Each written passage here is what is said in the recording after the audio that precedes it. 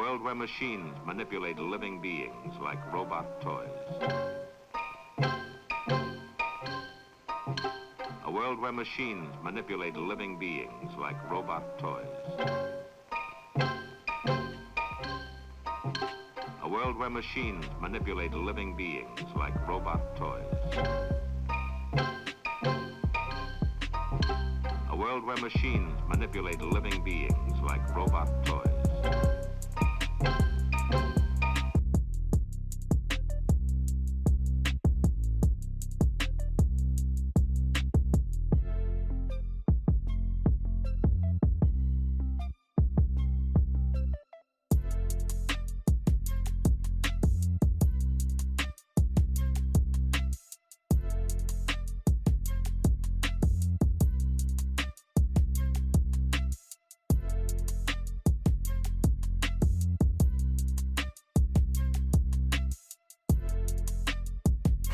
What's up?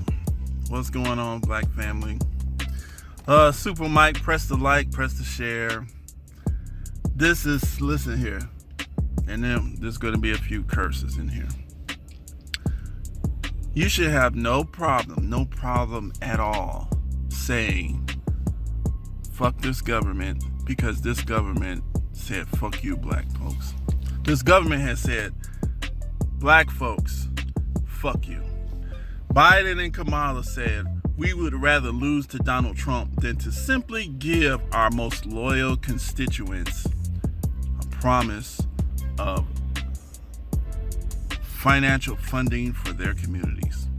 We look at Baltimore, we look at Detroit, we look at Chicago, Southside, we look at Watts, we look at South Central LA, we look at Stockton, California, you look at the parts of Oakland, California. These are all Democratic strongholds. Atlanta, Mississippi, black Mississippi. Black people love to say how these poor white people are voting against their interests.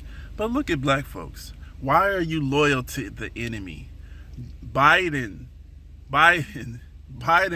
you could compare his speech in 94 to get his little 94 crime bill passed to what Hitler did to, because he was talking about hundreds of thousands of young black people that needed to be warehoused and put in prisons. More cops, more prisons. That was his solution. He didn't care about them not being socialized properly. He didn't care about any of the things that was in the causing of these children or these young people being made wayward people.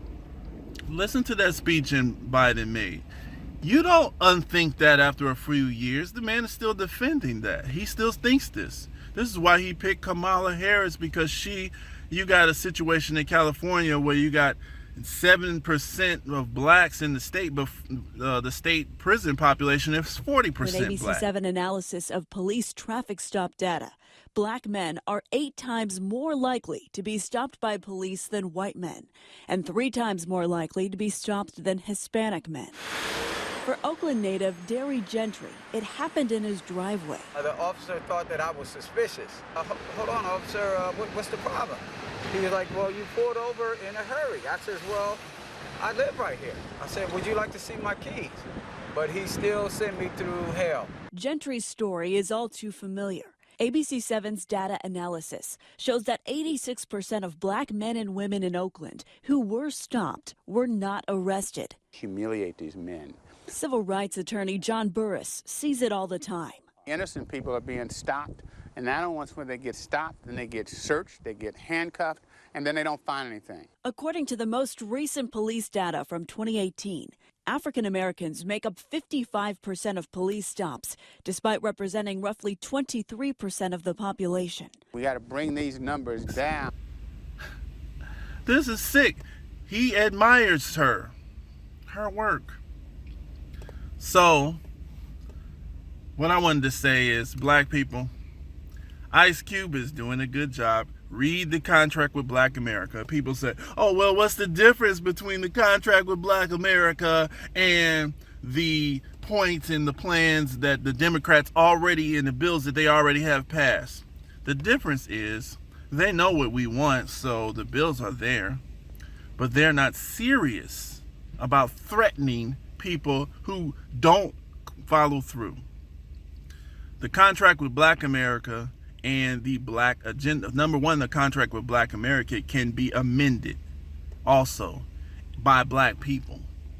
So if there is a more efficient plan, Ice Cube is open to that. It's not going away after this election.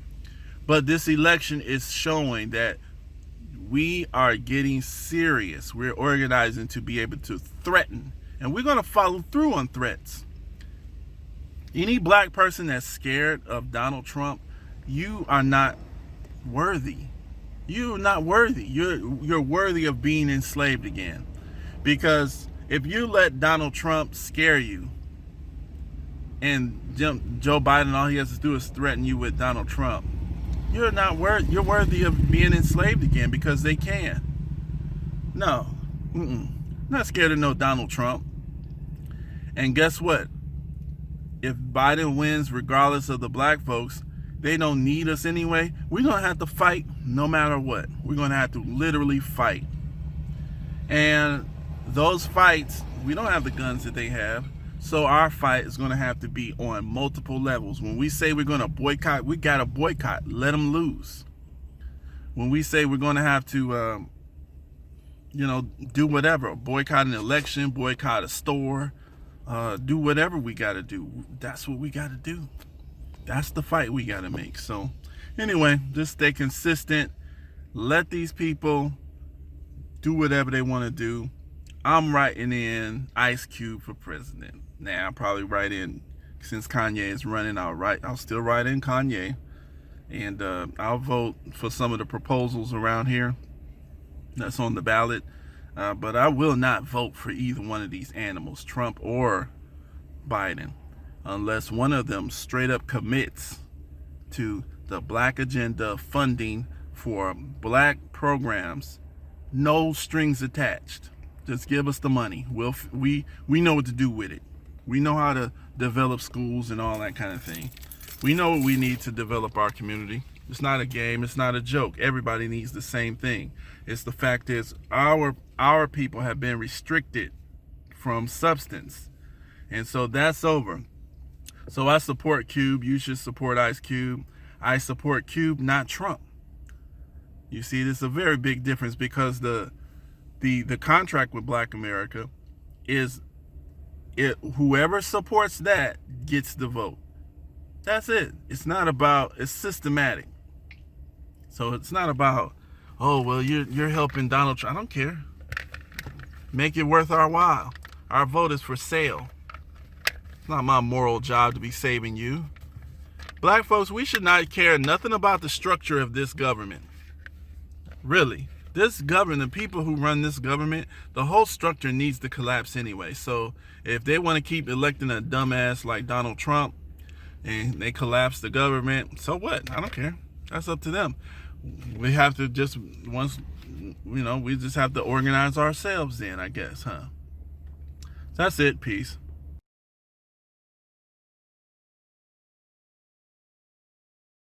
Madam President, it's been a real pleasure to work with my friend from Texas. We most times are on opposite sides of issues. This time we're on the same side, but it is. I realize in this business it's difficult for us to, notwithstanding the fact we're personally cooperating on this bill, for us to dismiss the prospect of some partisanship. Let me set the record straight on this bill. The underlying bill, which is now the Biden-Hatch bill, was the Biden bill. A guy named Biden wrote that bill, and he wrote that bill by going down and sitting down with the President of the United States of America, not with his Attorney General, not with anyone else, with Bill Clinton, President of the United States of America, who between the time he got elected in November until the time he was sworn in, called me at my home on 6 separate occasions. And he unfortunately doesn't need a lot of sleep. Sometimes literally, and I say this on the record, as late as 11:30 at night, to discuss why I wasn't moving quicker on the Biden crime bill from before. I sat with him, not with his attorney general. He wanted 100,000 policemen. He does not view this as a social issue as opposed to trying to bring peace and security to the streets. As governor of the state of Arkansas, he presided over, as governor, the execution of individuals within the state and the death penalty. He supports the death penalty.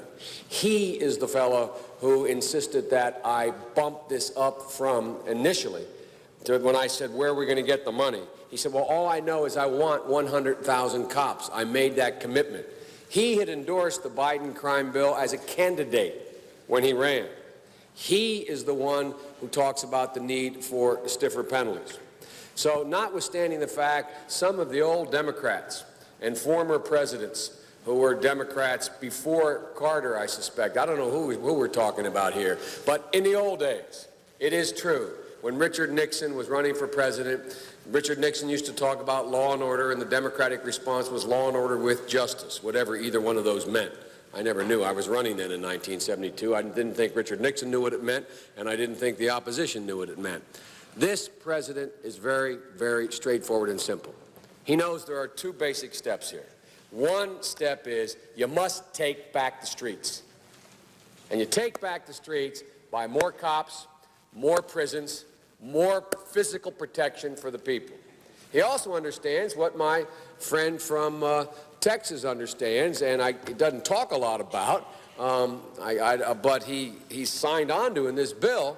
He also understands there's a need to keep people who are first-time offenders, who are nonviolent offenders, or who are potential time offenders who haven't gotten, I yield myself an additional 3 minutes, who, in fact, are people who are getting themselves into the crime stream for the first time, that they should be diverted from the system.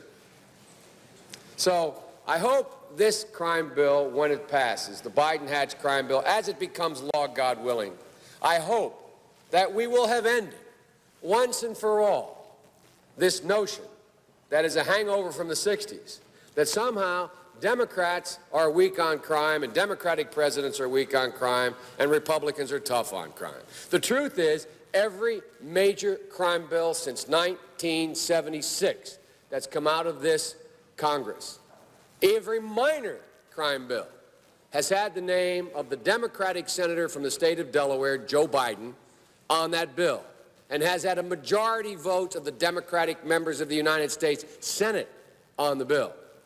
So one of the things I want to do in addition to ending crime is end the political carnage that goes on when we talk about crime. Crime is not Democrat or Republican. Making the streets safe is not a Democratic or Republican issue. This is one of those issues I hope this passage of this bill will be taken out of the gridlock category and moved into an emerging consensus. And the consensus is as follows, and I will cease when I finish this statement. The consensus is, A, we must take back the streets.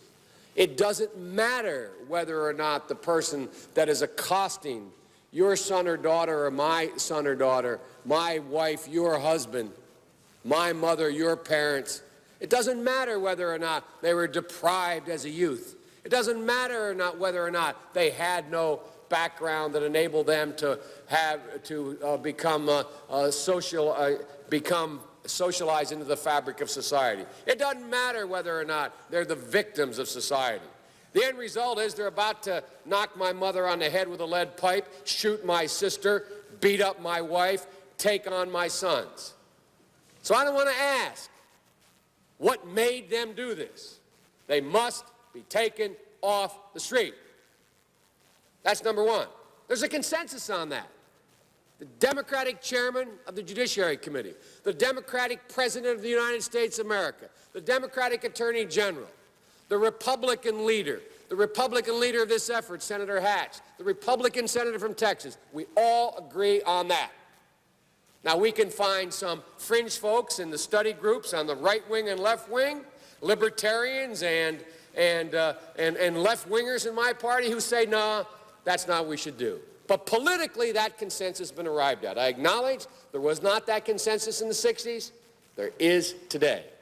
There's a second thing that we all have agreed upon, And that is, unless we do something about that cadre of young people, tens of thousands of them, born out of wedlock, without parents, without supervision, without any structure, without any conscience developing, because they literally, I yield myself 3 more minutes, because they literally have not been socialized. They literally have not had an opportunity. We should focus on them now, not out of a liberal instinct for love, brother, and humanity, although I think that's a good instinct, but for simple, pragmatic reasons. If we don't, they will, or a portion of them will, become the predators 15 years from now. And, Madam President, we have predators on our streets that society has, in fact, in part because of its neglect, created. Again, it does not mean because we created them that we somehow forgive them or do not take them out of society to protect my family and yours from them. They are beyond the pale, many of those people. Beyond the pale. And it's a sad commentary on society. We have no choice but to take them out of society. And the truth is, we don't very well know how to rehabilitate them at that point. That's the sad truth. You're looking at the fellow who was one of the primary architects of the Sentencing Commission. You know what the basic premise of the Sentencing Commission is? I know the presiding officer knows. It was the first time in 80 years we rejected the notion that the condition of sentencing must be related to how long it would take to rehabilitate. I'm the guy that said rehabilitation, when it occurs, we don't understand it and notice it. And even when we notice it and we know it occurs, we don't know why. So you cannot make rehabilitation a condition for release. That's why in our system, there's the federal system, you serve 85% of your time. I remember when it was going on, when I was making these arguments in the late 70s, they used to call it Biden's same time for the same crime provision. It's a shame, but we don't know how to rehabilitate. But there is a consensus, and I will cease. A, we must make the streets safer. I don't care why someone is a malefactor in society. I don't care why someone is antisocial. I don't care why they become a sociopath. We have an obligation to cordon them off from the rest of society, try to help them, try to change their behavior. That's why we do in this bill. We have drug treatment and we have other treatments to try to deal with it. But they are in jail, away from my mother, your husband, our families. But we would be absolutely stupid as a society if we didn't recognize the condition that nurtured those folks still exists. And we must deal with that. And I think there's a consensus among Republicans in that. Old barbed wire Republican conservatives just want to hang them high. Even those folks are saying, hey, we got to deal with the root cause of this. Not one or the other, but separately. And liberal Democrats who used to say, let's look at the sociological underpinnings of why this occurred, and we have to, they're now saying, hey, look, we got to take back the streets. We'll make that fight later. So there is a consensus. I hope the remainder of the discussion, as we close out the debate in this bill, we can end that old fight. We can put it behind us. Hopefully we have, the senator from West Virginia said this is a historic moment on this bill, a consensus being reached. I think it is, but I think it's a historic moment for a political reason as well. Hopefully we will end the discussion about whether or not Republicans are Neanderthal and only want to hang them high, and Democrats are wacko liberals and only want to look at the causes. Those days are gone. Evidence of that, the Democratic senator from Delaware and the Republican conservative senator from Utah are united in a Biden-Hatch crime bill that does all the things that I just said. So as one of my relatives who remain nameless would say, God willing, and the creek not rising, hopefully we'll end this kind of debate and decide how we're going to deal with the problem from here on. I reserve the balance of my time. Senator reserves the balance of his time. Senator has 21 minutes remaining. Who yields time? Madam President, I yield myself an Dowling. additional minute. I would like to put into the record the endorsement letters from the 6 major police organizations: the Fraternal Order of Police, the National Association of Police Organizations, the International Brotherhood of Police Officers, International Association of Chiefs of Police, the National Sheriff's Association, National Troopers Coalition, and Delaware State Troopers Association, National Organization for Victims Assistance, National Victims Center, National Association for Crime Compensation Boards, and National Association of State Alcohol and Drug Abuse Directors, Incorporated. I would like to say, we would not have this bill. I've worked for 5 years in this bill with the police of this nation. Every one of those police organizations I've spoken about, their leaders have sat in my office, in my conference room, in my inner office for literally, if you add it all up, several hundred hours. We would not be here were it not for the police helping fashion this bill. And I want to pay public tribute to them now, and I would ask